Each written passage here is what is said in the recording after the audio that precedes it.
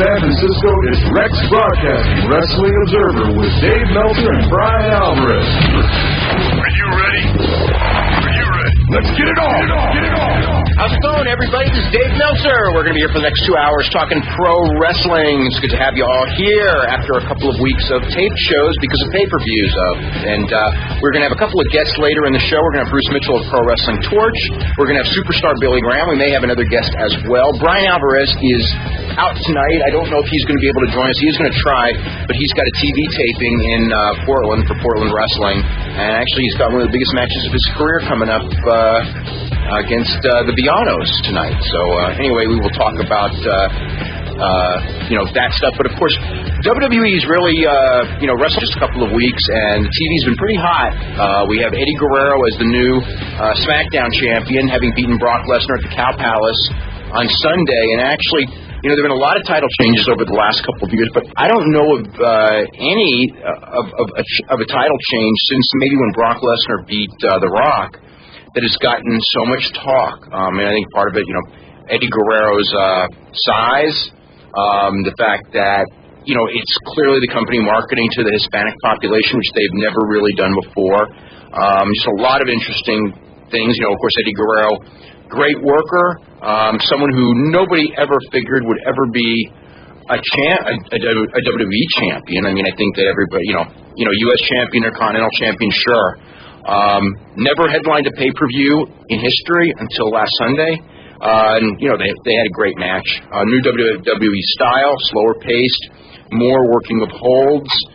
Seems to be working pretty well, actually. I thought it would be a more lengthy education process for the audience, but the audience seems to be taking to it. Of course, WrestleMania is coming up on March the 14th, and a lot of big matches coming up on the card. Eddie Guerrero with Kurt Angle. Kurt Angle, of course, turning heel on SmackDown on Thursday. Really good turn. As far as it's a standard turn. The guy, but I thought the execution of it was really good, and the production of it was really good as well. When they turned the announcers' voices over and you had just heard the crowd noise and everything like that. Monday on Raw, tremendous match with Chris Benoit and Shawn Michaels.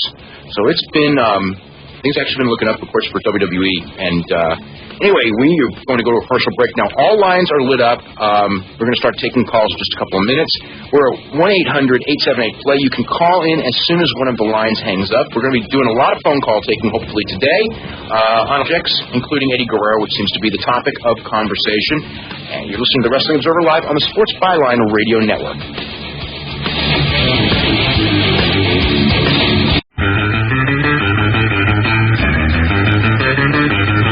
Okay, welcome back to Wrestling Observer Live. I'm Dave Meltzer, editor of the Wrestling Observer newsletter. We're here, of course, every Sunday night from 8 to 10 p.m. Eastern Time here on the Sports Byline Radio Network with Wrestling Observer Live talking about pro wrestling. Before we get to the calls, we've got pretty much most of the top matches of WrestleMania are finalized. It's a very deep lineup. I think I can come up with, let's see, it looks like 9 matches that are pretty much finalized, and then 2 other matches that or 2 other probable matches that have not been, I would say, finalized anyway. Of course, Bill Goldberg again, which will be, at this point, Bill Goldberg's final match in the company, unless they sign him to a new contract, which right now doesn't look like it's going to happen. Of course, Eddie Guerrero for the SmackDown version of the championship, which should be a classic match. Triple threat match, probably a ladder match, probably would be announced as a ladder match in the next week or 2 for the Raw title with Triple H defending against both Chris Benoit and Shawn Michaels. And, of course, as we mentioned, Benoit and Shawn Michaels had a tremendous match on Monday, and you throw in the ladder stipulations, throwing that it's at WrestleMania, looks like another great match on paper. Rock and Mick Foley in a tag team match against Randy Orton and probably Batista. Undertaker and Kane, of course, which... that's been built up. Undertaker's first match back in months. A Divas tag team match, which would be Jackie Gata and Stacy Keibler from Raw against Tori Wilson and Sable, which would be a horrible wrestling match. Probably Chris Jericho and Christian. I think that's pretty much looks like a lock. Big Show defending the U.S. title against John Cena.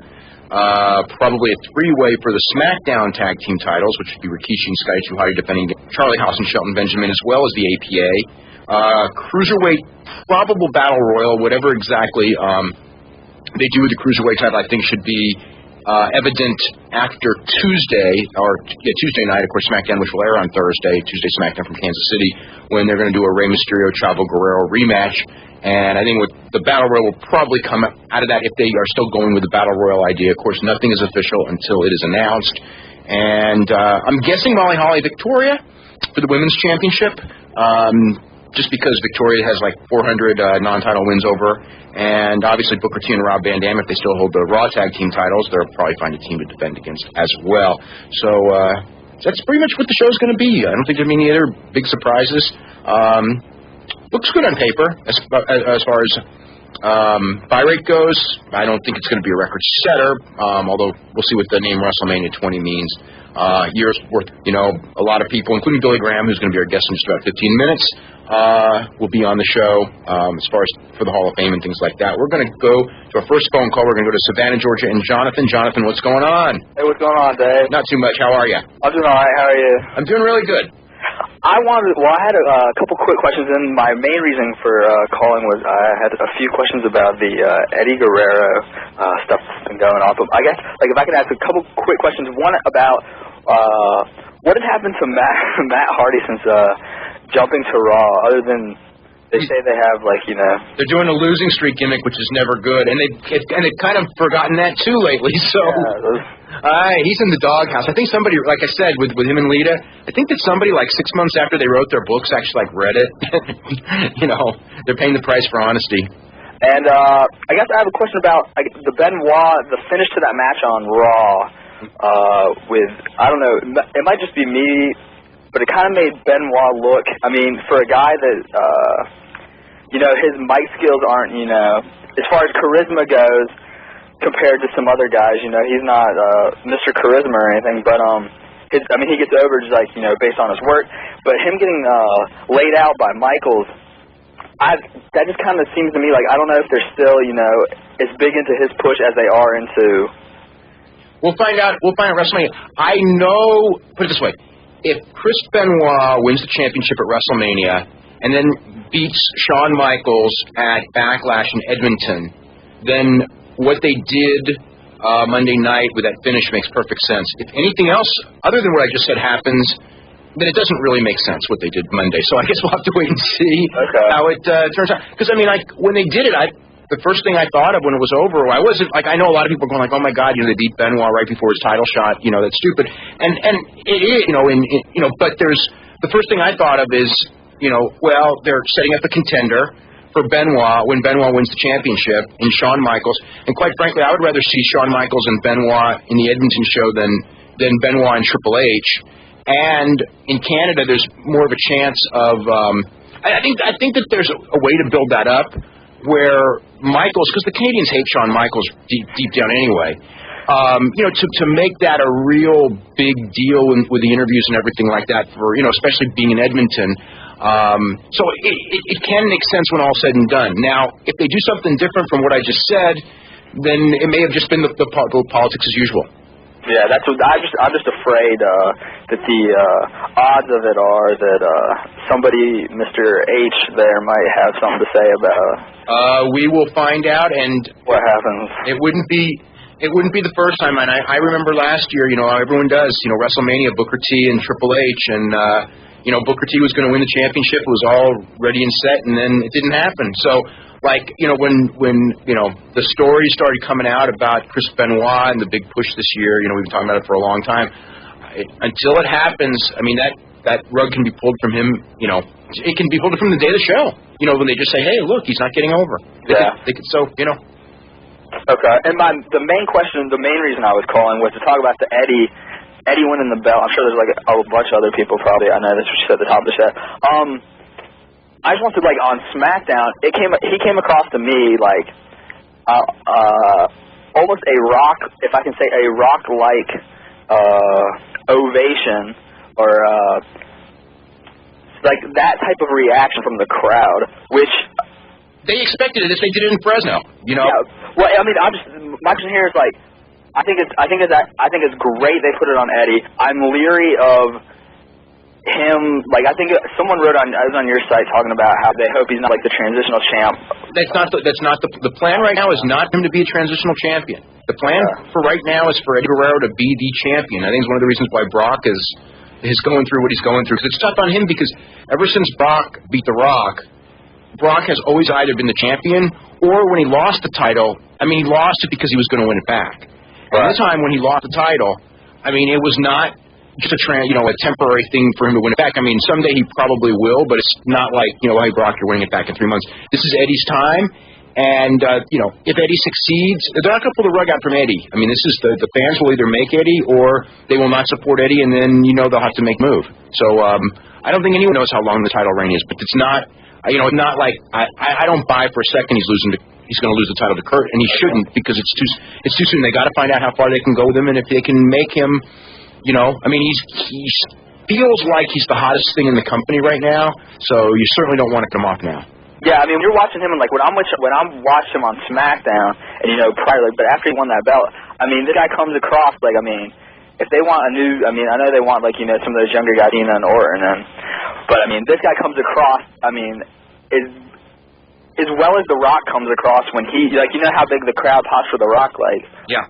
I mean, and he just has that, like, presence, that Rock, Steve Austin, like, that type of thing. Like, if they don't mess it up, which they have done, which they, They may mess it up. And the other thing is that, crowd reaction and drawing power are two totally different things. Yeah. And also the crowd reaction, may be hot because he's the flavor of the week.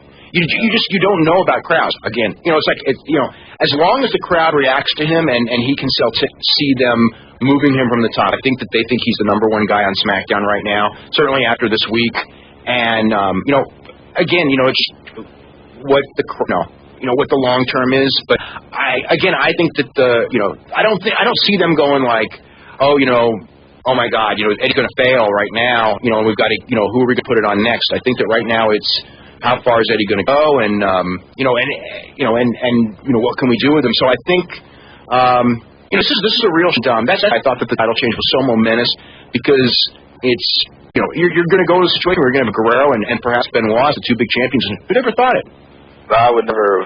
It still may not happen, but yeah.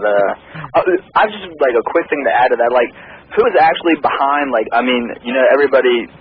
Would they say like Vince is the final say? But I mean, like, who was really behind? I was curious behind Eddie. There were a lot of people behind Eddie ever since last summer when his quarter hour started doing really well. So I don't think that. Like one.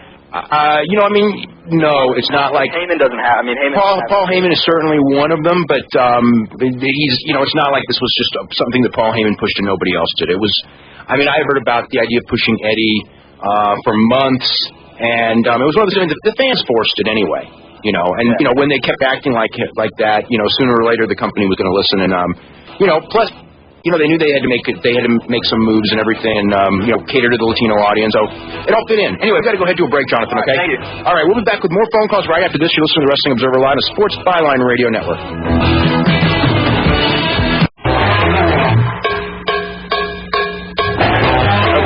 Welcome back to Wrestling Observer Live. I'm Dave Meltzer, editor of the Wrestling Observer newsletter. Of course, Bryan Alvarez not here today. He's wrestling tonight in Portland Wrestling, and we will be joined in just a couple minutes by superstar Billy Graham. We're also going to be joined, hopefully later in the show, by Bruce Mitchell of the Pro Wrestling Torch. We've got one line open at 1-800-878-PLAY, so you can jump on that in just a second. And also, if you're interested in a subscription to either the Wrestling Observer or Figure 4 Weekly that Bryan Alvarez puts out. You can go to www.wrestlingobserver.com, and there's information on both publications as well as daily news updates, television reviews, and all kinds of updated wrestling news constantly on the site. This week's issue of The Observer has a story on the history of the Guerrero family in wrestling, also history of the Cow Palace.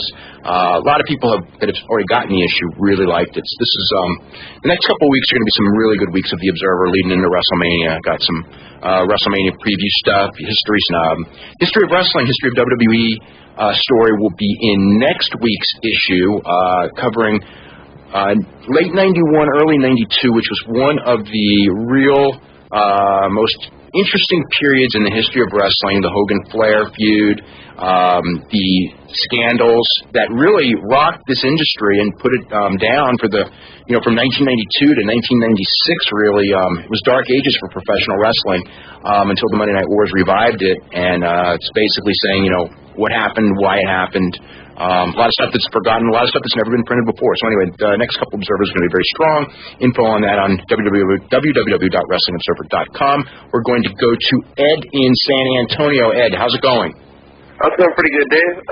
My question, I had a couple questions about the girls, but first let me ask you, knowing that Vince Sr., he made a lot of money by pushing the minority champions, Pedro Morales, Bruno Sammartino, and other guys who weren't champions, but he pushed them like Antonio Rocca, Bobo Brazil.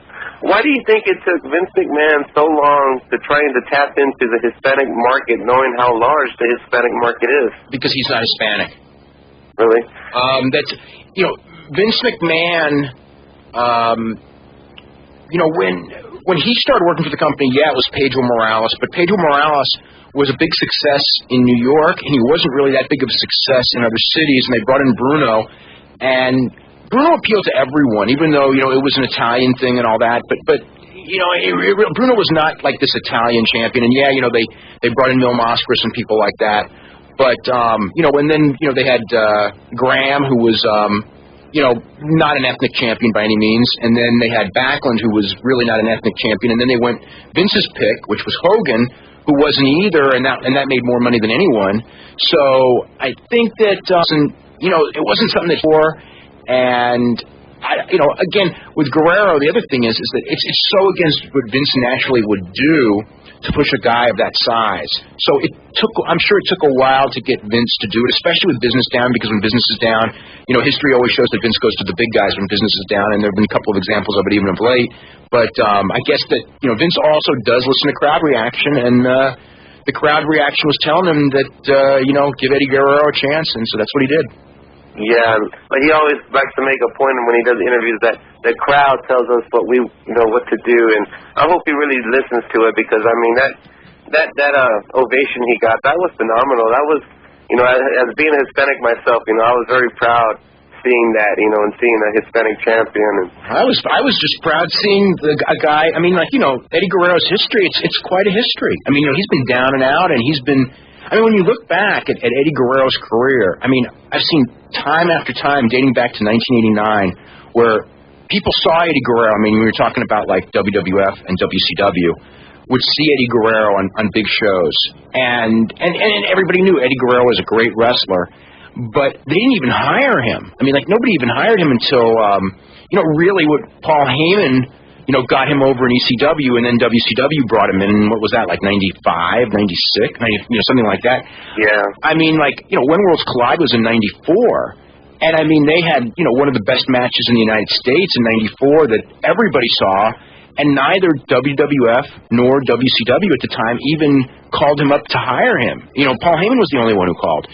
So, again, he, and then, his own problems, with the drugs and the depression and everything like that he, nearly ended his life, and certainly came very close to ending his career. He was fired by WWF, and, he made a comeback. It's, this is not a Hispanic success story. This is a success story. This is just a success story.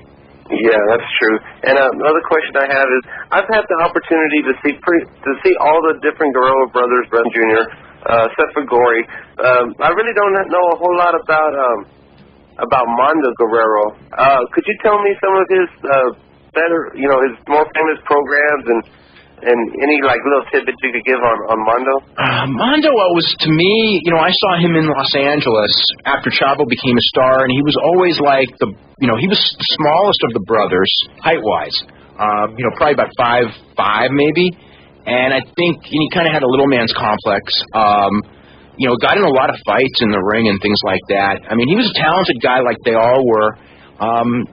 In Los Angeles, he was always, it was Chavo and Mondo a team, and then even later in the AWA, Mondo got a little bit of a push in San Francisco, getting away from Chavo, but I mean, the size, you got to remember in the 70s, they didn't really push small guys, and which really hurt all of the Guerreros really, during their careers anyway.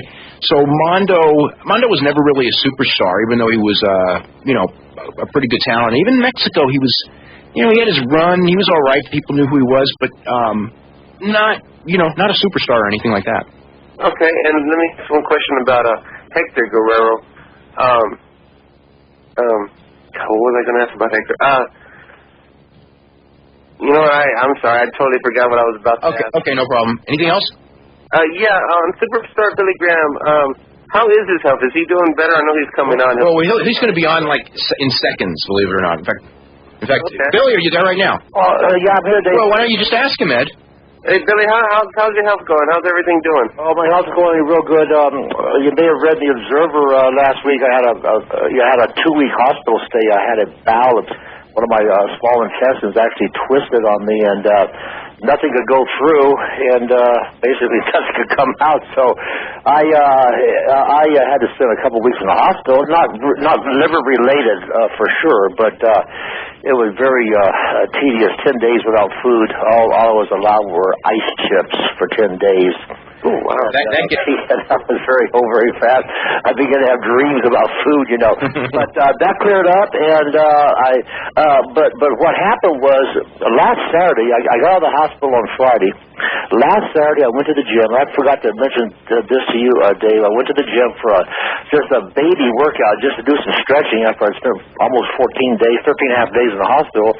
And I have a hernia, abdominal hernia from 2 years before my liver transplant of having huge amounts of fluid in my peritoneal cavity. And then this past year of the same amount of fluid, a complication from the liver.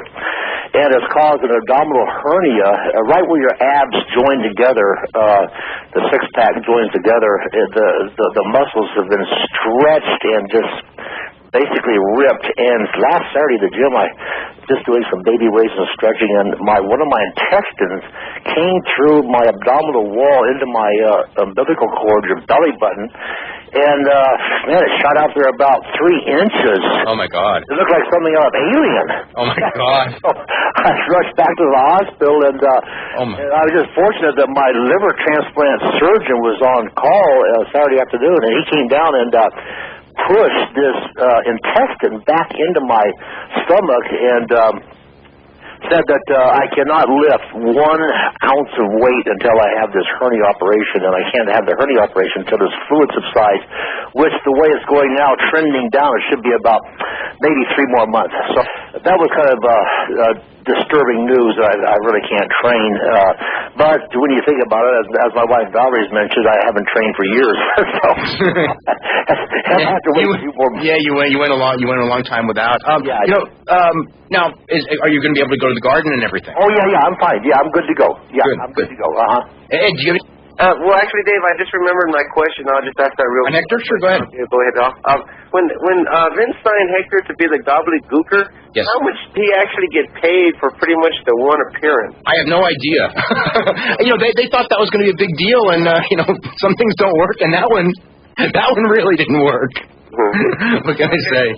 Yeah, I don't know what he made for it. I mean, they had high hopes for it, and they gave it that huge build-up too. Oh boy, that laid an egg anyway. All right. Thanks for taking my call, and Billy, best of luck in the future. Hey, thanks a lot. I appreciate it. I read on the WWF website, actually, WWE website, the other day, when Eddie Guerrero was doing, was being interviewed about his match. Yeah. And, one of the things he said was, I got this, message, I don't know if it was a phone call or a letter or something from Billy Graham and how much it meant to him. And I thought that was kind of interesting, that he would mention that. Yeah, it is interesting because I just called Eddie. I watched that Tap Palace show, Valerie and I, and man, I just Eddie Guerrero. Of course, all the Guerreros. There is such a talented family, and I think you're right on about your assessment about Mondo too being way too short. I think that really hindered him, especially in the '70s. But Eddie, he's just such a phenomenal talent, and his. What I really like about Eddie is his spirit or his demeanor. He's such a humble guy. he really, how humble he is, and I just wanted to give him a call, which I did after the Fresno show when he came back to LA and last Wednesday, and just told him what a great match he had, and how we have a lot in common, of course, with his drug issues and everything, and my drug issues, and fighting those personal demons, and trying to walk in faith with God in our lives. It's a struggle, So we have a lot in common, and we talked about those issues, and he's just a real special guy, And Billy, hold the phone because we're gonna go to a break right now. We'll talk more about Eddie Guerrero with Billy Graham right after this. You're listening to Wrestling Observer Live on the Sports Byline Radio Network. Hey, welcome back to Wrestling Observer Live. I'm Dave Meltzer, editor of the Wrestling Observer newsletter. We got superstar Billy Graham here as our right now, and fresh out of the hospital just a week ago, and headed to WrestleMania. Now, did you ever? Were you involved in the early WrestleManias? You must have been in some of the early ones, right? Yeah. I was involved. I don't know what number it was. It was at Trump Plaza with the elimination.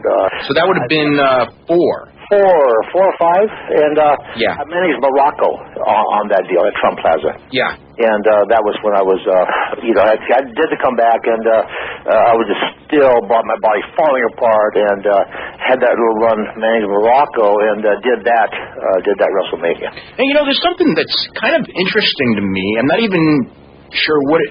I wonder if you've sensed this. I guess you probably have only in the fact that you're now, friendly with Vince McMahon and everything right now, but in the last 2 years, I have really sensed that there's been more of an interest in wrestling history. As an example, you're running as WWF champion. In the 80s, even when you came back and everything, it was never really brought up, and it was never, and I don't think people really talked about or appreciated it or anything like that. And yet now in the last 2 or 3 years, and I'm talking about within the business, like wrestlers, wrestlers, when they hear about, superstar Billy Graham as WWF champion, the one heel champion that, had the long run in the 70s, and all the sellouts and the feud with Bruno Sammartino, and it's almost like in the last 2 years, all of that stuff has become important when for years it was pretty much forgotten. Yeah, that's a very good point. I know at SummerSlam, Spike Dudley brought a highlight reel that he had collected of me over the years, and in the late afternoon, he in the overflow room, the canteen room, about 4:00, 3:30 in the afternoon, he popped that baby in as highlights of my, especially during the championship reign, and all the guys and even the girls, the girls came in and just started watching it, were just really, really intrigued by it, but I don't know what it is. I've known that Mick Foley has always gone into the archives and liked to watch the old stuff, but Helmsley.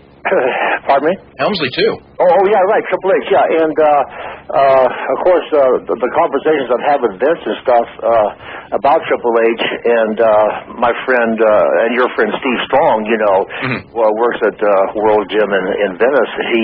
Triple H has been in there, I don't know, half a dozen times, and Strong said every time he comes in, he asks about me. And I've had a chance to talk to him at SummerSlam, and he's been a pretty big fan of mine, so... it is something that's going on now that, like I said, is kind of unexplainable, really. Yeah, no, in the book, what's it, the WWF Unscripted? That's the name of the big coffee table book they just came out with. He was, one of his 10 favorite wrestlers. Oh, yeah, yes, and he the quote by Triple H was just that Hulk was a blatant ripoff. He wasn't afraid to come out. Well, he said that the Hulk was an absolute blatant ripoff and a poor man's superstar. I wouldn't call him poor man's because he did well for himself. But right. he opened his own doors. But you were the one. You were the one who created the character, and everyone, Jesse will be the first one to admit it. And you're going in. How's it feel like? Yes, Jesse will be there at the Hall of Fame deal, and I talked to Jesse that day, and he was just saying that he's always been so upfront about admitting that his career would have never been anywhere near like it was, except for the impact I had on him, and I've always liked that about Jesse, his honesty, Well, that's one thing that as far as Governor of Minnesota. Yeah. And it's real easy when you get to that height to kind of like, I don't want to say like forget your past, but certainly, you know, like every article. I mean, if your name came up, I mean, he didn't like, it's just some guy I watched, or like, it was my childhood, someone who was like a hero of mine as a kid. I mean, he goes, oh yeah, he ripped him off or whatever. Yeah, no, he's right out front that I was the inspiration for his career, point blank, and a kind of funny thing about that. Steve Strong, I was just talking to him last night, and over the I think it was Friday or maybe Saturday, this past Saturday, yesterday, Arnold came in World Gym, and Ben is looking for Joe Gold, and Arnold, Steve was working, he just got on surfing, and he came back in, he was working about 4 o'clock in the afternoon, and about 12 of the Secret Service guys came in with their microphones and and everything, and then comes Arnold and says, Steve, where's Joe, well, Steve, Gold, and Joe Gold was up in the country, he's trying to buy some land to build a ranch, he's always wanted to be a rancher, so anyway, they had a nice talk, and Steve, Strong is, I got him into business and sent him to Stu and everything, and he's always been very protective of me, and he said, yeah, Arnold, he says, do you remember Wayne Coleman? And I said, well, of course I remember Wayne Coleman, I just talked to him right after the liver transplant. Yeah. He said, do you remember that you're the godfather to his daughter Capella? And he said, well, yes, I remember, of course, I just talked to her before I became governor. So it's really funny because Strong never lets up on Arnold when it comes to me. I think he thinks Arnold's sly to me about not using me in some of his movies, but I keep reminding Strong that the point is I was very unhealthy around that. I couldn't have done anything, but that was just kind of a funny thing that really doesn't forget. Forget his friends. With Jesse, I mean, what does it mean as far as for you to, you're going in? I mean, whatever the Hall of Fame means, you're going in with Jesse. Yeah. He called me and mentioned that he had got the call and said that he and I were the first names brought up, and he told me that he said, Superstars, has Vince called you? Has anybody called you yet? And I said, no, I really haven't heard anything about it. And he said, well, if you're not going, he says, I'm not going to go.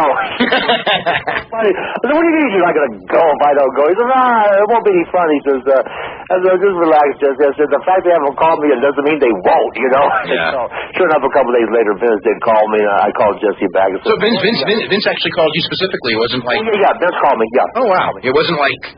somebody else or anything, yeah. No. Vince called me and asked me if I felt up for a plane ride, and I said, I sure do. We'll be going. And he said, well, you going to the Hall of Fame? And told me the deal, and so it sounds like it's going to be a lot of fun, and Greg Valentine, of course, will be there, and Jesse and myself. Those are the three names I know for sure. You probably know more than I do. Bobby Heenan, Tito Santana, Bob Backlund, and Sergeant Slaughter, I think. Okay, good.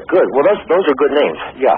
It'll be a lot of fun. Yeah. With Jesse, I read this in his book. I never knew this. When I'm sure you do know this story. When he met his wife, he was bouncing, I think, at a club. And he bragged to her that he was your brother. Yes. Because she was a wrestling fan. Yeah, it's funny. Terry, his wife, he was bouncing in a biker bar. And Terry, his wife, who became the first lady, as he used to love to call her, the first lady, really was attracted to the superstar. And she came up to Jesse and said, you know what? You look just like superstar Billy Graham. And he said, well, I should be. I'm his brother. It was so funny, And Jesse adored him. And, of course, he started dating Terry. Became married, So what a way to start an honest relationship. But they've been married for how many years? 25 years at least, right? 73 would be 30, almost 31 years. Yes. That's a long time, especially for going through the wrestling and everything like that. Yeah. Boy, because that's a tough deal. Again with Eddie and everything. You were talking about like Eddie hit rock bottom, and like you did, very similar in that sense. I'm not sure if it was, what exactly caused it and everything like that, but he developed a drug problem, lost his job, lost his family, and very nearly lost his life. And you were in the same situation as far as they were very parallel, right? And Eddie's his promos. about those demons. That's a shoot promo. Oh yeah. You can almost tell. You just can't. It's almost impossible to work that much sincerity into a promo. But boy, those are shoot promos, And we were talking about that when I called him last Wednesday, and he said this is the type of guy he is. The insight to Eddie Guerrero. He said that I told about that match and the pop that we all saw that you just don't see anymore. And he said, if one fan was blessed, and he used the word blessed by my match on Cow Palace, that makes me happy, Mm-hmm. He's just such a sincere and humble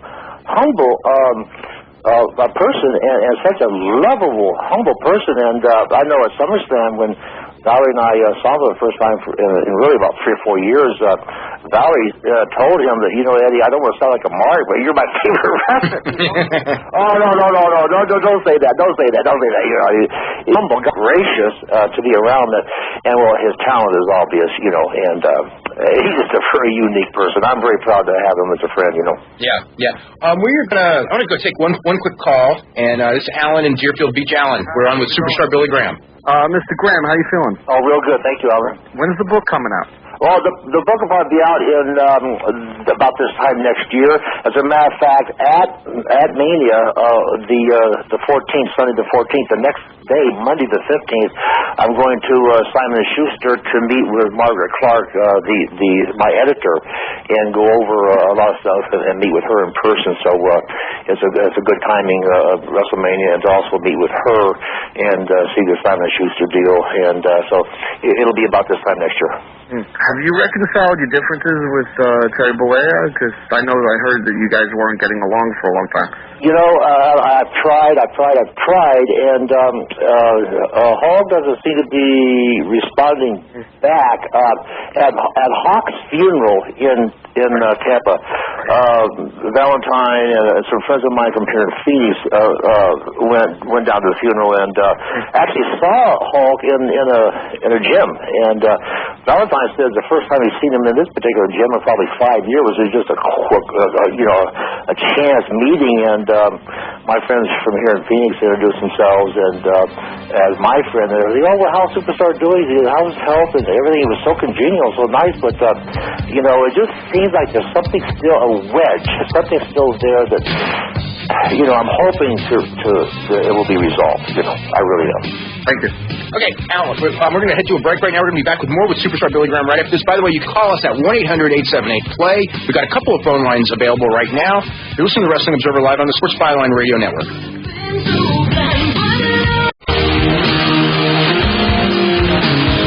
Okay, welcome back to Wrestling Observer Live. I'm Dave Meltzer, editor of the Wrestling Observer Newsletter. We're here with Superstar Billy Graham, who will be inducted into the WWE Hall of Fame. The night before WrestleMania, they're having a big ceremony, and he will be introduced along with Jesse Ventura, Sergeant Slaughter, Bob Backlund, Tito Santana, Greg Valentine. I think I got them all. At WrestleMania 20, which will be the big wrestling show of the year. And, one of the things I want to ask you about before we head to a break, talk to Don Frye at all. Oh, I have. Valerie talked to him while I was in the hospital, and he told Valerie to give me a big kiss and a kick. So we've been in touch, and so happy that I'm out. And I'm due to speak to him again tonight. Last time I talked to him was last weekend, and he still hadn't got that MRI at that time, but said he was this week. So I'm going to be calling him right after I hang up from your show and see how that MRI came out. Okay. But he said he felt fine. Okay. Well, good. I'm glad to hear that. Did you see his match with Gary Goodrich? Pardon me? Did you see his match with Gary Goodrich? I didn't see the match. Okay, yeah, because that was, I don't think it aired in the States because it was the New Year's Eve show. Okay, no, I didn't see it, but he did tell me about it. As you know, when I sent you that email, it was just that totally caught him off guard. That kick. Well, the guy had never thrown a high kick in his life. That's what he told me. Yeah, caught everyone off guard. And he said that Goodrich was almost like, or was in tears, hugging Fly's corner people, and just like it was the hugest thing in his life, But back to Eddie Guerrero for just 1 second. I tell you, I asked him at SummerSlam, I said, when are they going to turn you babyface for real? real and just go with it, And he said, I don't know. He said, it's just really up to God's hands, and in God's hands. I said, yeah, it's also in Vince's hands, Vince's. I'll tell you what, though, I mean, we talked about it earlier in the show. The people who made Eddie Guerrero were the fans. That wasn't the promotion. That's right, and that's another parallel. As I was telling Eddie Wednesday, that's exactly what was happening to me with my title reign. The fans were changing me. We actually got to talk about that. Billy, can you hold on for the news break, and we'll be back with Billy right after this. You're listening to Wrestling Observer Live on the Sports Byline Radio Network.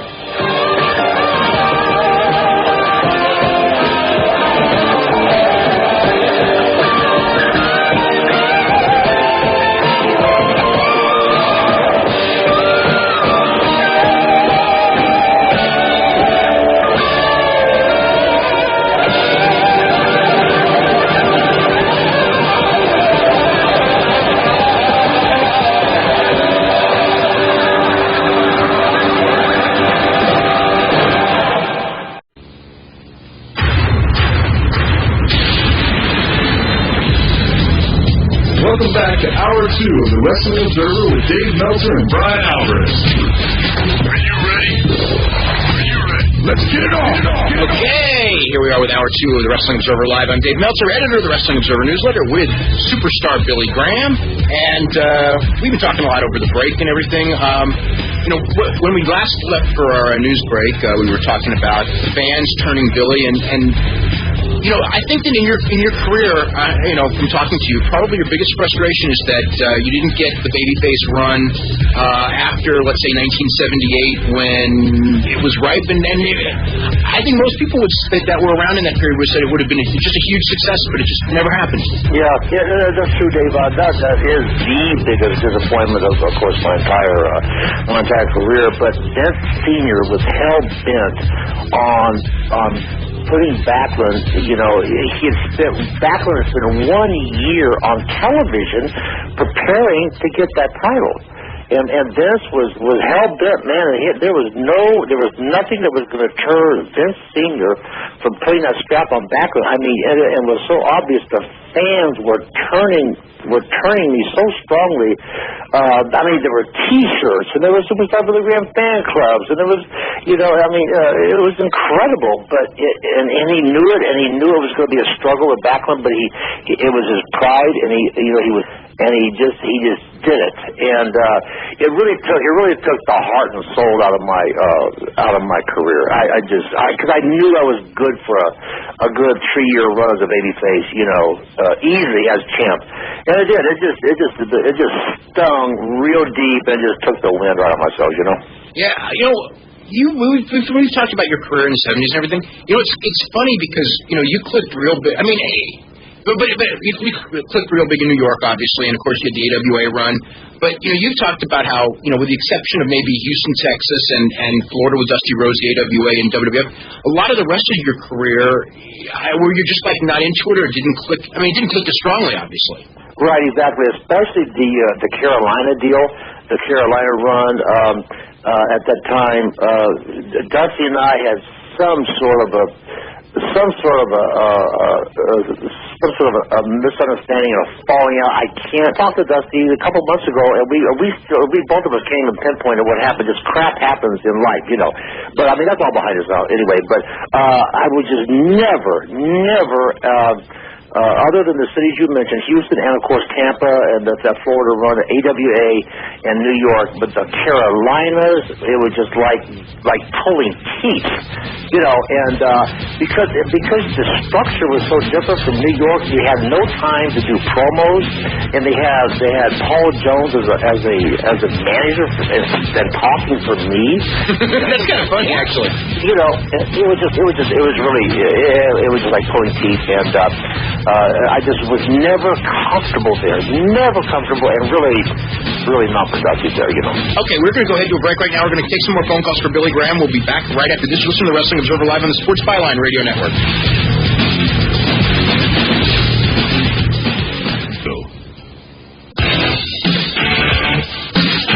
Okay, welcome back to Wrestling Observer Live. I'm Dave Meltzer, editor of the Wrestling Observer newsletter. We're here with superstar Billy Graham. We've got a bunch of phone calls waiting. I'm going to go to Ed in Illinois, who is somewhere on the road, if I'm not correct. No, he's not. He's gone. Oh, well. We'll go to Simon in Russellville, Arkansas. Simon, what's going on? Not much. I just want to call in and say hi to Superstar Billy Graham. I remember watching him when I was a kid. My grandma got me hooked on wrestling, and he was one of my most favorite wrestlers that I ever can remember, and it's just a pleasure to hear him, after all these years of not seeing or hearing nothing about him. It's a real pleasure and an honor to hear him talking. Thank you, Simon, and I like your accent, buddy. Real good. Thank you. Well, I was wondering, do you guys think that at any point in time that maybe Sting will come over to the WWE and liven that place up? Because I'll tell you, without Eddie Guerrero, and I mean, I like Shawn Michaels, but, Eddie Guerrero, he's always my face straight from the hip, like his little song, I Lie, I Cheat, I Steal, he's the kind of hero you love to hate, Yeah, Dave probably would know more about really the mechanics of Sting coming in. I know and talk to Sting, but rarely do we ever talk about the business end of it. So I'm sure Dave has more insight. The whole thing is the schedule. If WWE wanted, because he doesn't want to go back on the road. He's got money and he's got his family, and it's a tough life. If Vince McMahon were to bring him in, say, for a show here or a show there, I think that, he might be interested. I mean, I don't know. I can't speak for him. I think you're right, Dave, because I think if he got like a Goldberg deal or, I think anyone, if they got a Goldberg deal. yeah. But I mean a schedule like that, where you're not working just incessantly, I think he would do it because he's still young enough. Yeah. He did pretty well as far as crowd reactions when he was doing the TNA stuff. I don't know. The thing is that I think that they're trying to build, and realistically, they need to build to the future and build, younger guys as opposed to bringing back guys from the past. But bringing back, as far as like maybe, for one pay-per-view, the idea of building up like one Sting match, maybe not for WrestleMania, but maybe 3 months down the line, I would think that would be a good idea. And I know it's been suggested, so it could happen. It's Vince's call. I don't know, and Sting's also. I don't know, but I haven't heard of anything like it's going to happen or anything like that. Sometimes bringing back the older guys, liven things up, like when they brought back Kevin Nash for a little while, now he's gone, and... Kevin's very injury-prone, unfortunately. Oh, man, yeah, that's true, Dave. When I talked to him and actually met him for the first time at SummerSlam, he told me that, his knees, and some other body parts, but especially his knees, that he had another run left in him after his contract was up, Yeah, and they didn't renew his contract. But I mean, he had a 2-year contract, and he was probably injured for 18 of those months. Right. And he's Kevin will be 44 years old now. Right, but in Sting's case, he's healthy, and he's healthier than Kevin at the same age. Yeah. And he's still, and that gimmick is so good that really Kevin doesn't really have a quote gimmick, as like Sting has a gimmick, Yeah. So I think it would be Sting could get a good run and do a decent pay-per-view for him. I think you're right. Yeah. Anything else, Simon?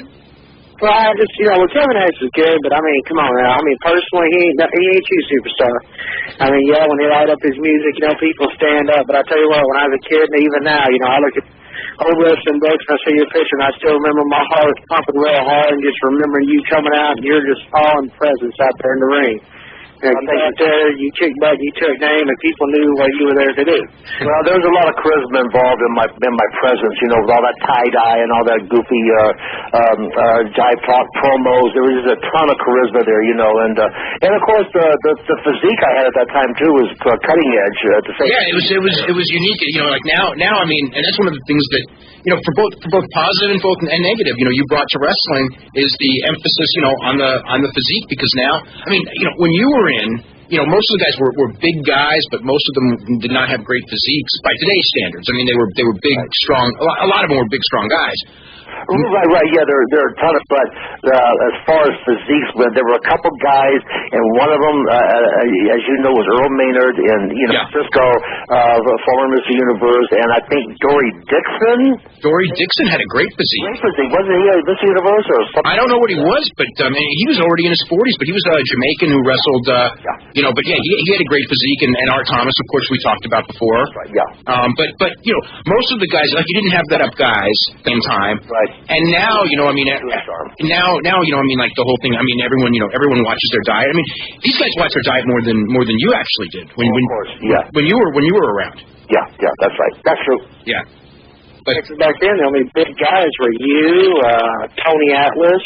Tony Atlas had a great physique. That's true. Oh, right, I forgot about Tony. How can we forget Tony? He had a great physique. Absolutely. Yeah. Big, huge arms. Yeah. Yeah, I did a... And small legs. Who? And small legs. I did a bench press gimmick with him, angle with him in Houston, and we bought the bench in and the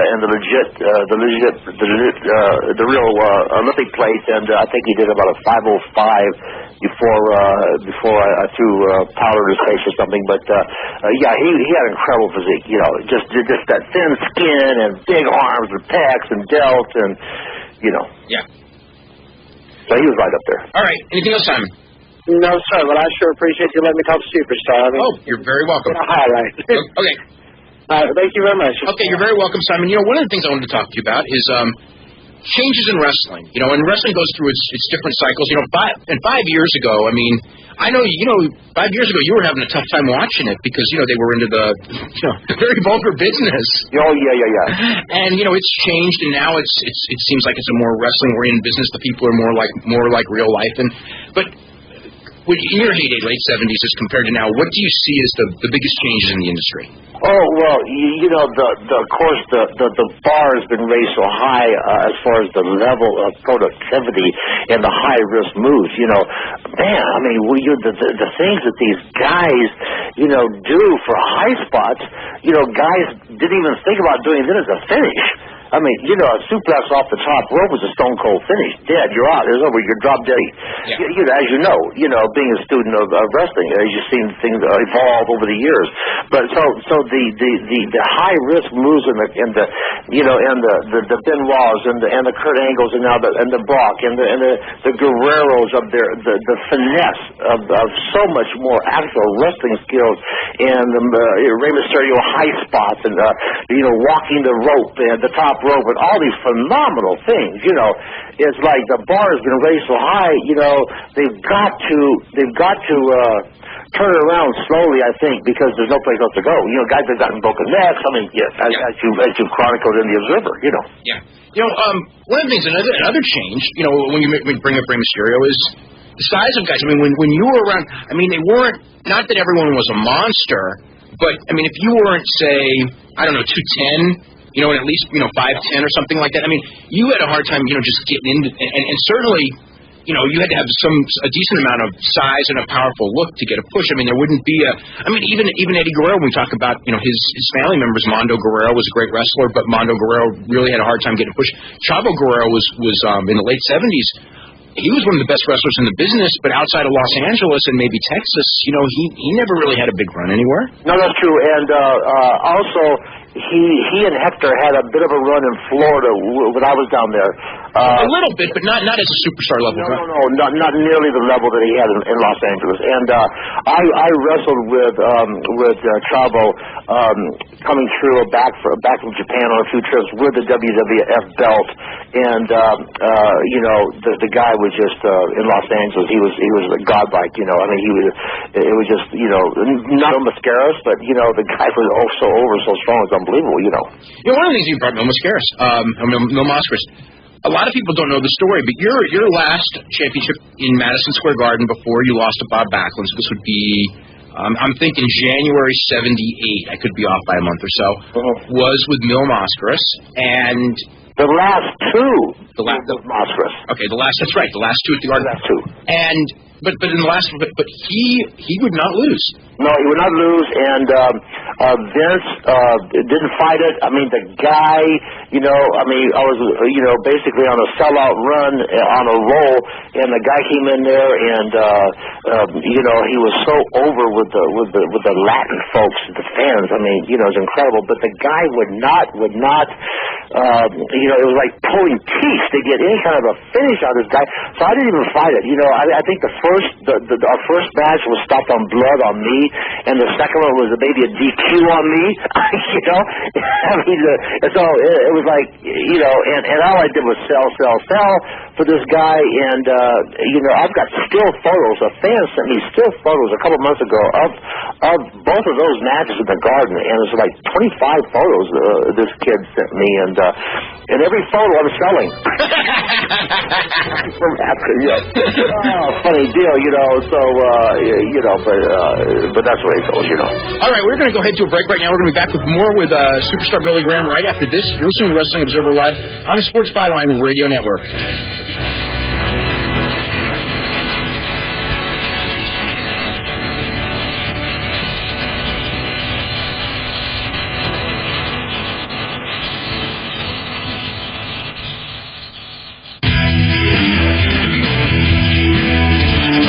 Welcome back to Wrestling Observer Live. I'm Dave Meltzer, editor of the Wrestling Observer newsletter, with superstar Billy Graham here, and we got a couple of phone lines lit up and a couple that are not lit up. You can call us at 1-800-878-PLAY. We're going to get to the calls in just 1 minute. You can always, for the latest pro wrestling information, you can always go to www.wrestlingobserver.com, and there's also information I subscribe to both the Wrestling Observer newsletter, which I put out every week, which is all the news in pro wrestling, and not just Billy Graham, but actually some of the biggest names, most of the biggest names in history these days, from what I gather, are reading it, and you'd be surprised at some of the names.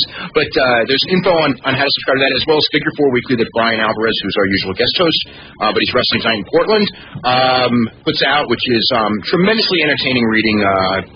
Reading Figure 4 is one of the highlights of my week. And we're going to go to Derek in Boston. Derek, I want to thank you for holding on for so long. Yeah, no problem. Let's get a couple of quick questions for you. First one, please tell me I'm lying, but is Steve Dr. Death Williams really fighting in K1 in March? Because if he is, I will definitely sell my ticket to WrestleMania and go to Japan to watch this. Well, he really is. Oh, Jesus God. Yeah, he's fighting Peter Arts in. It won't be under K martial arts rules. This can't be good. No, it's not a good idea. In the early days of mixed martial arts, Steve Williams probably would have done very well. I'm talking 10 years ago, but things evolved, and Steve Williams, and still, of course, 11 years ago, Steve Williams would have been 32 years old instead of 42 or 43 years old. So there's a big difference there too. It's not a good move on his part. Yeah. Another question I have is Chavo Guerrero Sr. done after this Tuesday, or are they going to keep him around for the long term? Because I know it was said a couple of times that he's done for more. He was only hired for. For 2 TVs. Okay. But they keep bringing him back because I think they like the job that he's done, and I think he's helped his son out a lot. It's I think that when you have a manager, it kind of makes you more important. And Chavo, because of Eddie, Chavo himself has gotten over to a degree, and so the dynamic is good, and Chavo's a pro. He knows what he's doing. I think he was actually pretty good, especially when they were bringing in Jorge Paez, you know what I mean? And, Dave, that was going to be a question from me to you about if Chavo Sr. was going to be at WrestleMania in Chavo Jr.'s corner. Is it going to be against Mysterio? The last I heard, it was going to be a battle royal where they would both be in it, and I don't know if Chavo will be there or not. I don't, the original plan wasn't for him to be here, that long, but. He may. I don't know. Well, you know what I found interesting, and I read in your thoughts on this in the Observer was when Paez came out and Chavo took the shot on SmackDown. The knockout punch, it was like anticlimactic when he did it again at the Cow Palace. Yeah, I thought so. When he did that, I figured, it was like, isn't that the thing that you saved for the pay-per-view? You're sure you save it. And, I tell you, I've been involved I've sat next to Archie Moore, the legendary Archie Moore, in Reno, Nevada for Shires when he did a special guest referee with Patterson and Stevens. Archie Moore sat there in that locker room and told me and several other guys that were talking to him that the boxers did blade jobs over their eyes in the corner, and then they put new skin, or I think they called it back then tough skin, immediately over it. They had the blade in a cotton swab, like a cotton ball, and they did the blade because all the boxers have got the slits over their eyebrows. I never heard that. Yeah, but I mean, more. Wow, that's well, And then they put touchscreen on it, and they put Vaseline, and the guy would go back out there, and the opponent would nail him and open him up, and they stop it because of juice. Wow. Yeah, true story. And also, I sat next to Joe Frazier in Greensboro, North Carolina, when he was involved in a special guest referee. I don't know who it was, against Dusty or somebody else. I think it was a Starcade Flair, Dusty Rhodes in 90 or 80, like 84, yeah. I think. I sat next to Jumpin' Joe Frazier, man, and talked to him, and he was unbelievable. The guy was snorting, not cocaine, but he was snorting alcohol up his nose, and he said, "Superstar, this is the greatest thing for your sinuses." Yeah, I said, "Good deed, Joe," you know. But the guy was so funny, man, and Archie Moore and Joe Frazier, and I remember Buster Douglas. They threw those knockout punches, man. They could throw a working punch like it was unbelievable. And, you know, I think Buster Douglas, when he threw that shot on, I think it was Macho Man. It was Savage, yeah. I think he had to throw a second one. Yeah, because the first one was so weak. Yeah, he did. I remember that now, yeah. Second one, yeah. And almost like Paez at the Cow Palace, he threw that left, and it looked like it was an uppercut that grazed the side of Chavez' face. Mm-hmm. You know, it didn't look like it was a left hook to the jaw, you know. Yeah. I don't think too many fans caught that, but me being a boxing fan too, watched that thing graze his face. You know, but it was very anticlimactic that he already took the bump the week before on SmackDown with the punch. Yeah, Derek, anything else? I have one more quick question for Billy. From all my research, which isn't much by the way, I've noted that you were the first WWF champion to bring the title to New Japan Pro Wrestling. Do you have any memories of like Antonio Inoki or New Japan in general? Yes, I do. As a matter of fact, I was just going through some stuff the other day, and I've got some front page news clippings of Antonio Inoki on my shoulder and the old Buddy Rogers backbreaker deal they put on Buddy Rogers. I was using that at the time in Japan, and had some.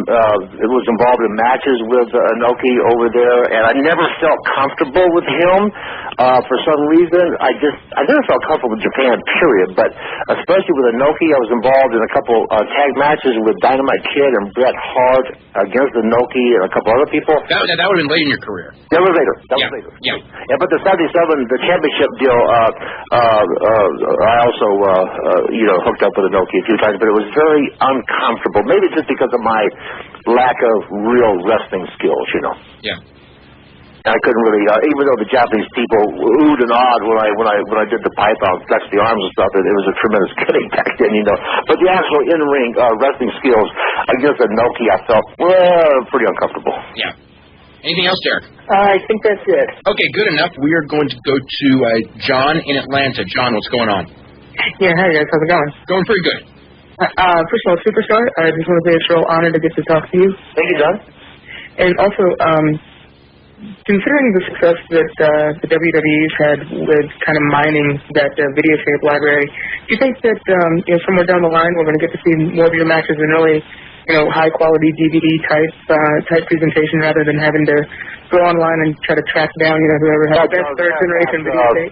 As a matter of fact, when my book comes out, Vince has told me that they're going to go ahead and release a DVD highlight of my career because they got of course they have AWA stuff, they got it all almost, you know. That's right. There's a lot of good stuff, and they're going to release that set along with a book, so you'll be able to see some good high quality stuff, you know.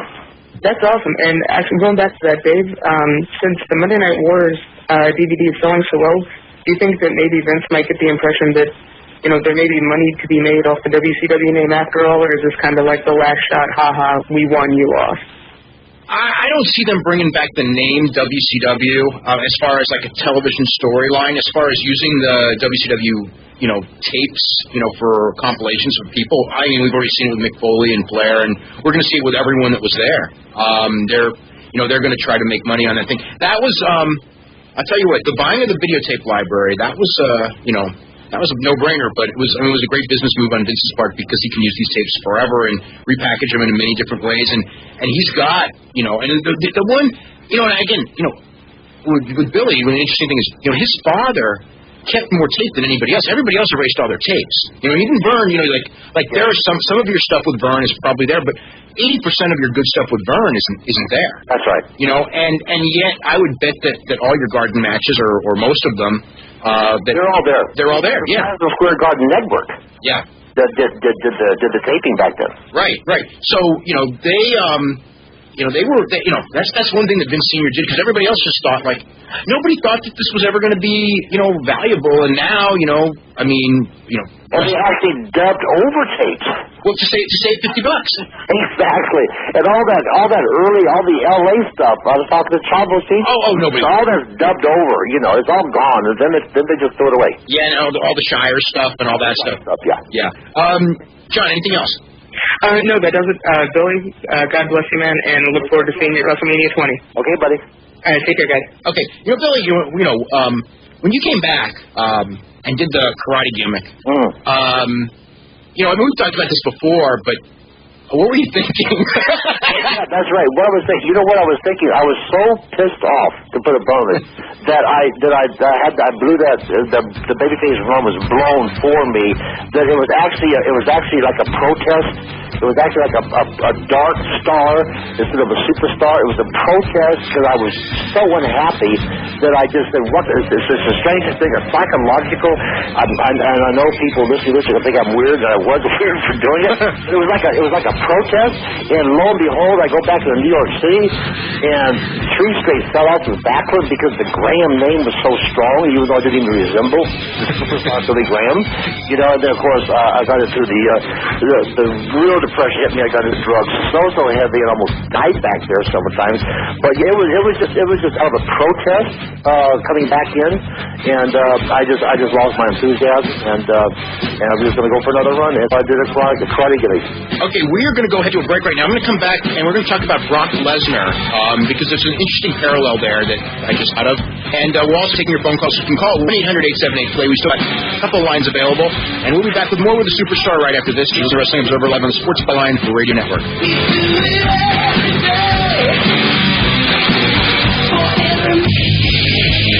Okay, welcome back to Wrestling Observer Live. I'm Dave Meltzer, editor of the Wrestling Observer newsletter. We're here, of course, with Superstar Billy Graham. We've got a couple calls to get to in just a minute, but I want to ask you about Brock Lesnar. I'll just, real background on his career, short form.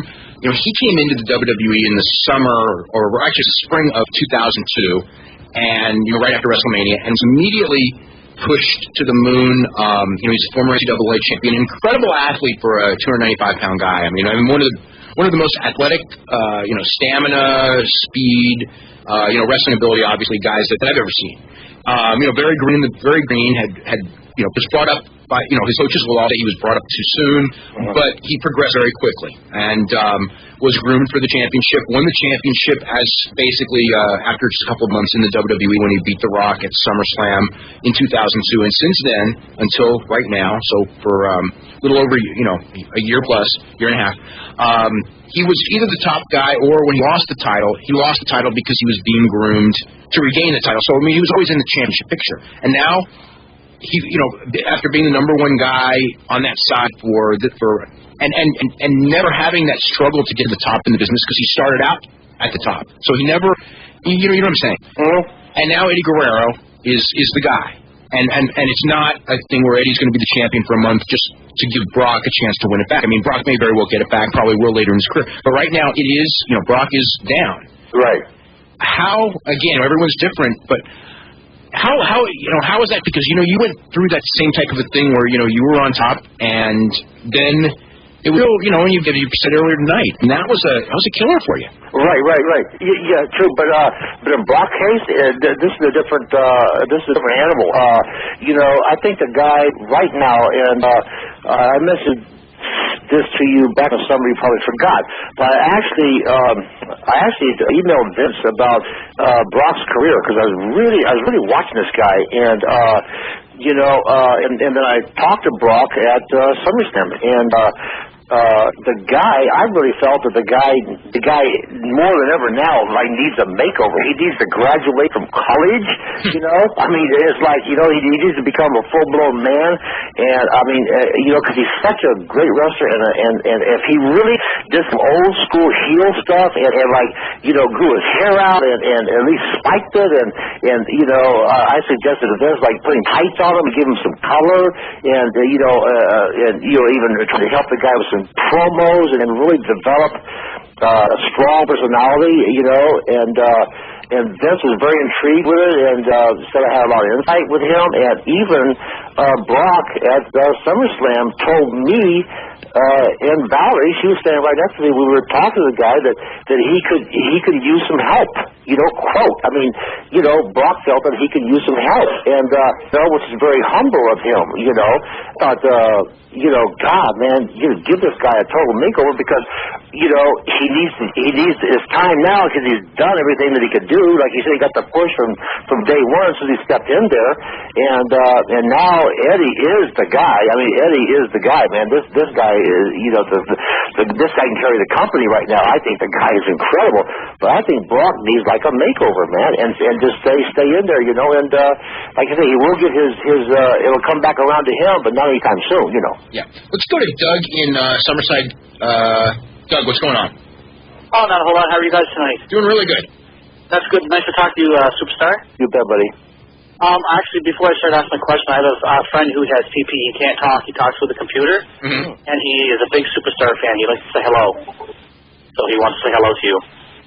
All right. If he wants to know if you can say hello to him back. Hello. How you doing, man? His name is Joey. Joey, how you doing, buddy? Great. I have a question. How do you think about the push with Guerrero right now? A question to who? Well, I mean, to both of you. Well, I mean, you know, they're going all the way with it, and it's you know, it's just how long is it going to last? I mean, I don't think that anyone has a plan as far as how far this thing goes because, you know, if it's not working, then they'll adjust, and as long as it's working, I don't see any reason to change it. You know, I mean, it's just started, so I mean, you know, let's not put a time limit on it. You know what I mean? I think this is going to be a long-term thing. I mean, after SummerSlam, and then when they went to El Paso for Raw, SmackDown, I mean, that was Eddie Guerrero night. Oh, I remember that. That was awesome. Oh, it was awesome. I mean, this guy has so much.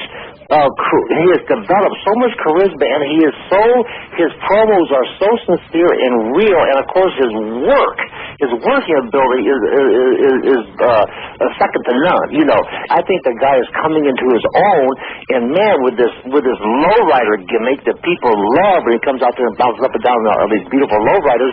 I mean, the whole package, the whole gimmick, and him coming into his own now, I think the guy is for real, and I think the guy's going to be on top for a long time. I mean, he can't miss. You know, the fans have turned him. Yeah. You saw that pop in the Cow House, but we haven't seen pop like that in a long time. You know, one thing, Billy, have you seen the Stacker 2 commercial that he's in? Yes. Yeah, I did. I just saw. Yeah. Okay, because I think it should probably just started running in the last few weeks. But when they first made that commercial, they showed it on Confidential. They showed a Spanish version and an English version. It was a couple of months back. I remember when I saw that, I said, if they put that commercial on Spanish TV, I mean, this guy is going to be a cult hero, and I think that's, you know, I mean, because he is so charismatic in that commercial, and it's such a great commercial, I thought. Oh yeah. Telemundo, if they ever picked that up, and I think that they did a big, I think it is on Telemundo. Yeah, they had to, because you know, that guy with the Hispanics, with the charisma is unbelievable, you know, and the guy, I think the guy is going to be an icon in the Latin world. I really do, you know. I think, you know, he's got a chance to be, you know, I mean, I really saw it like on Sunday. You know, it's funny because, you know, here's Eddie Guerrero has been in the business for, oh my God, 16 years, 17 years, and, you know, always a great wrestler. But, you know, on Sunday, I really saw, and, you know, like on Monday, this guy has got a chance to be, you know, I mean, I guess like last year we sort of started, you know, Latin Steve Austin, but I never thought it would really happen.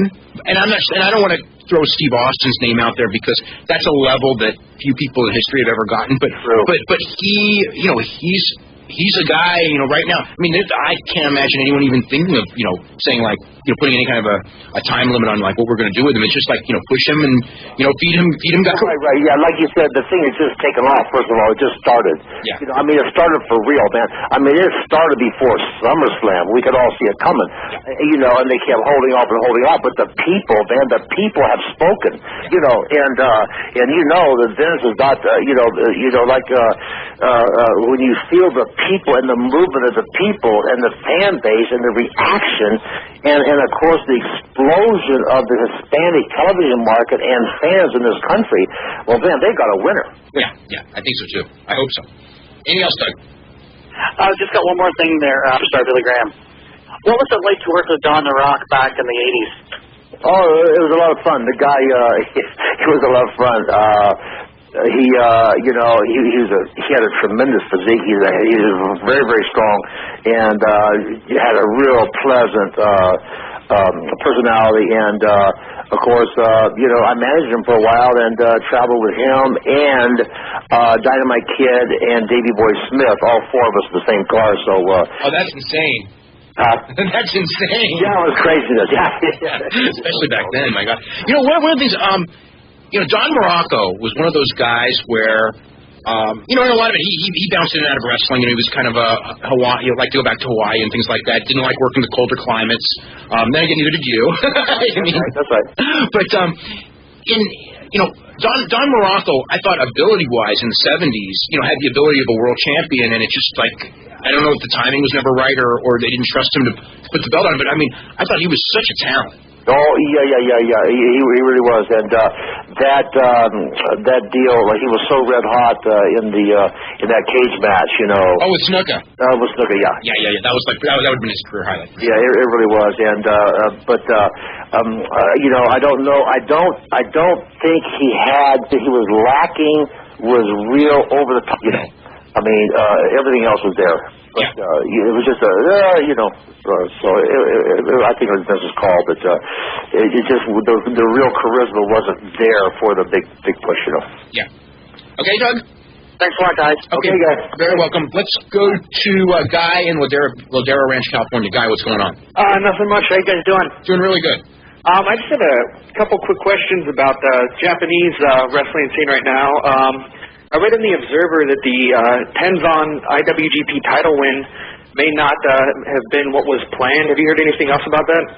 I have had several people tell me that. I can't say that for sure because I would say the most trusted person that I have in New Japan has told me that what happened is what was supposed to happen. But there are other people that have led me to believe that is not the case. So I can't give you an answer as something that I know. I just will say that I have also heard that Nagata was actually supposed to win and he got knocked out, and they called an audible that night because the guy was knocked out. So I don't know which story is actually correct. Do you think if it was an angle, they'll try to play off the Hogan and Noki finish from the first IWGP title tournament? Could that be something they're doing? Well, they always copy that. But the thing is on that show, Masahiro Chono wrestled Tenryu, and Chono went on a stretcher and was knocked out, and that was a work. That was a work finish. And to me, it's like, you do that finish. Noki finish from the first IWGP title tournament? Could that be something they're doing? Well, they always copy that. But the thing is on that show, Masahiro Chono wrestled Tenryu, and Chono went on a stretcher and was knocked out, and that was a work. That was a work finish. And to me, it's like, you do that finish, then you come back like the very next match or a couple matches down on the card with the exact same knockout. Plus, again, I haven't seen the tape of it yet, but the moonsault, Tenzan needs to retire that moonsault because he's, just too many times he's just a big guy who's too big to be doing that move right now.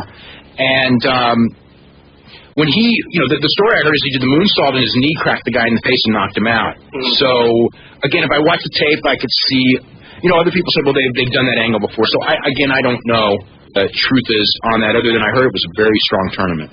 And one final question about All Japan. After this next Budokan show, do you see them continuing at the lower level? Do you think they'll eventually close up and all the big names will go to other organizations? They're losing money, so it's going to be tough. They had a very successful show today, but I don't know. It's a tough market there right now because the shoot fighting is so big and it's really hurt the pro wrestling. So I don't know long term. And Muto's not a very good administrator. That's the bottom line. He's a smart in the ring worker, but running a company is not his forte, and he's really hurt the company a lot. Trying to copy certain things that he was taught by Eric Bischoff, unfortunately. So I don't know what the long term is for All Japan. Just don't know. All right, well, thanks a lot, and Superstar, just hope that your health continues to go well. Thank you very much. All right, thanks a lot, guys. Okay, we're going to go ahead and do a break right now. We'll be back with more with Billy Graham for the final segment right after this. You're listening to Wrestling Observer Live on the Sports Byline Radio Network.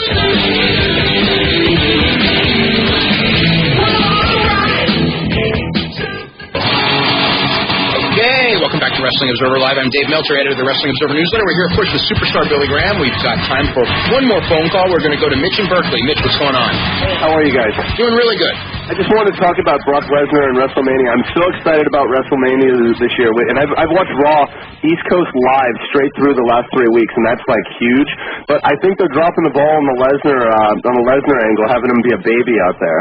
I agree with you. I hated that promo, and in fact, I expressed that to several people in the company this week. I thought that promo was all wrong. Other than that, I just need to say, I call in a lot, and we all kind of pick apart and complain about wrestling. I just need to say I'm grateful where wrestling is at right now.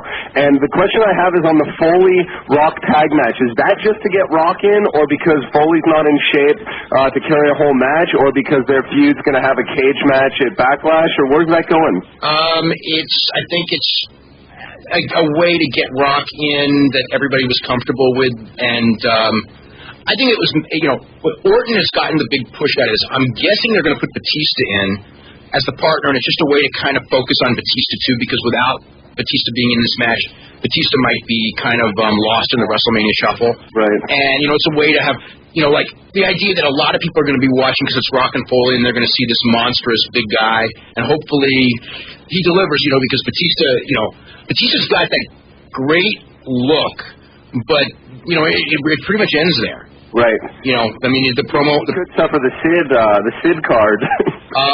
Yeah, I know. And this is not the right time. Like Sid came in at a time. It was like with Billy too, where the look alone with the promo was good enough, but with Batista, you really to do a lot of athletic stuff. And he's not all that good at it right now.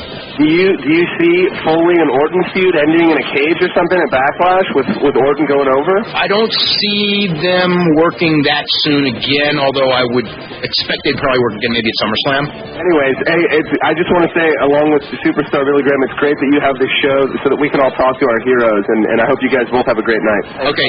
Thanks a bunch, Mitch. Billy. Yeah. Thank you so much. Hey, my pleasure, and I agree with you. That was a pathetic promo. So you thought the same thing. I just thought, I thought that he shouldn't have been out. It wasn't the right thing for his character. Not a crybaby.